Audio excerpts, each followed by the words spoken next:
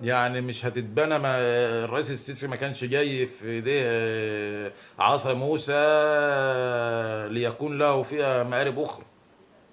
لا، ده هو في دولة، جاي في دولة معدومة ومخروبة، جاي في وقت الدولة فيه معدومة ومخروبة، والرئيس حسني مبارك مسلمها خربانة، لا في بنية تحتية ولا في أي حاجة ولا في طرق تمشي عليها، والقطارات زي ما انتم شفتم. بس احنا بننسى بسرعة، الأحداث كتير وما بنلحقش نحلل وبننسى بسرعة. الرئيس السيسي اشتغل، الرئيس السيسي اشتغل، عمل كباري وعمل طرق وبيعمل مصانع، عمل عاصمة إدارية. الحوادث، العشوائيات، احنا حققنا انجازات. بس طيب يا عم احمد، انت عملت انجازات واحنا مش لاقيين ناكله يا حبيبي، ما انت كده كده مش لاقي تاكل. حتى لو كان حسني مبارك موجود لحد النهارده كنت هتبقى في نفس الحصار الاقتصادي، بس ما عملتش حاجه.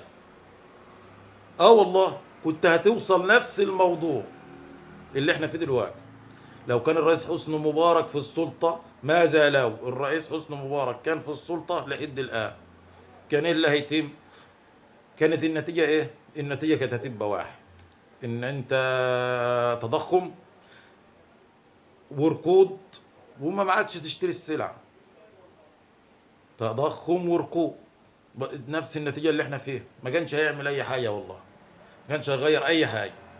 فاحنا لما نيجي نقيس من ثورة 25 يناير لحد النهاردة، اذا كانت النتيجة هي نفس النتيجة اللي كان هيبقى عليها النظام القديم بقطراته بحوادثه بفيروس سي كان نص المصريين ماشيين بطنهم كبيرة كده من فيروس سي.